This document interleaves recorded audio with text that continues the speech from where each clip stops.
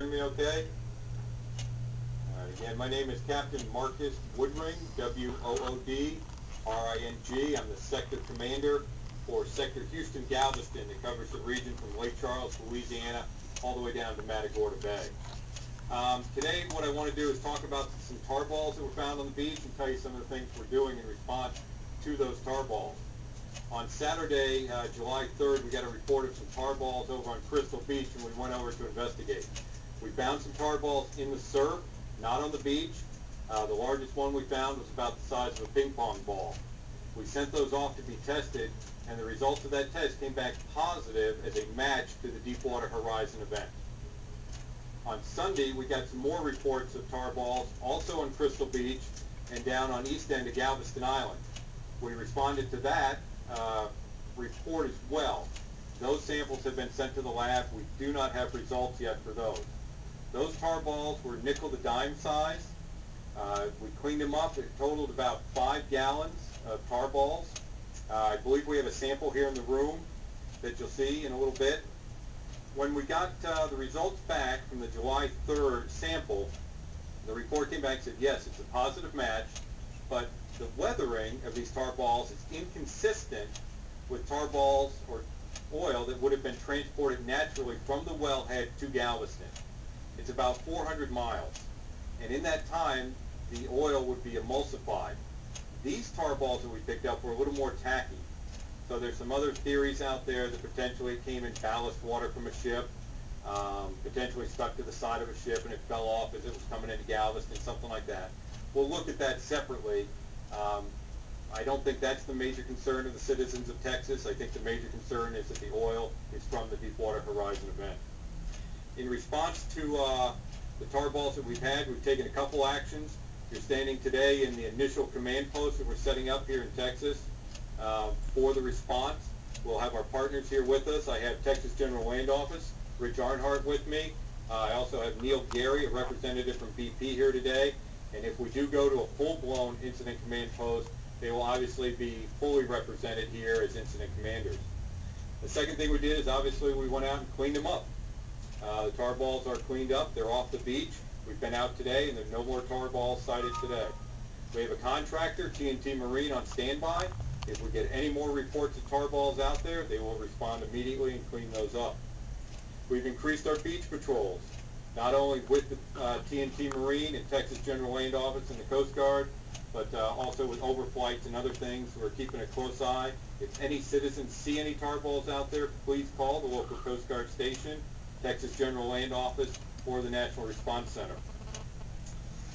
We're also partnering with the state and the locals. I also have Mayor Jaworski up here with me today, and he's going to take the microphone in a minute.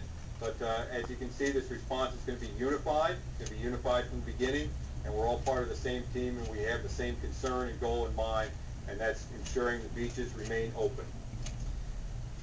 Finally, I talked to Admiral Allen a little bit earlier, the National Incident Commander.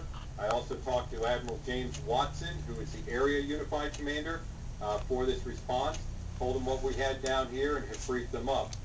In that conversation, I asked for a representative from BP to be assigned to Texas. You have a BP representative at the other command posts along the coast. I've asked for one to be assigned here in Texas so that we can begin getting to know that individual, bring that individual, he or she, on board as part of the team, and be ready should we get more tar balls that are related back to the Deepwater Horizon event. I want to end by saying that all the beaches and waterways remain open, and again reiterate that no more tar balls were found today on the beaches. Mr. Rich Arnhart and Neil are going to stand by for questions at the end. I don't think they have anything to add to what I've said. And with that, I'd like to introduce Mayor Joe Jaworski of Galveston. Well, greetings. I'm Joe Jaworski from Galveston, and I want to tell you that over the weekend I had some guests in town from Austin, so I was playing a little bit of the tourist as well. I spent 4 hours in the water yesterday. It was wonderful. I gave a couple of interviews earlier this morning when the news of the tar balls from earlier in the weekend was reported, and the water looks nice. Clearly, I'm alarmed at the revelation that some tar balls have been positively identified as from Deepwater Horizon. Not a good thing. but I keep in mind two things. One, it's a very small amount of oil, so that is inconsistent with the thought that, you know, our time has come and the oil has finally hit our shores. There may be another reason. The second thing to take away from this, and I'm very proud of, is the unified command and the partnership we have with the Coast Guard and the Texas General Land Office, who has retained a local contractor, T&T Marine, and they have done an excellent job of responding to both Saturday and Sunday's event. So this is the good news. This system is working the way it should work. The water looks great today. Galveston County Health Office has issued a positive, the water's great, absolutely no bacteria, no ill effects in the water. The seafood is good to eat. So Galveston is open for business. The weather couldn't be better, and what I want people to remember is if there's more oil, it will be picked up. So all is good as things stand now, but we are cautiously tuning in to what may come in the next few days. I'm glad to hear from the captain that there is no tar balls reported as of today. That I put in the good column. So we're cautiously optimistic that this is maybe an anomaly and maybe an alternative theory, perhaps a ballast tank or adhering to the side of a vessel had something to do with this. Until we see a greater sum of oil, I can be cautiously optimistic that maybe this is something that'll pass. And that's all I had to say.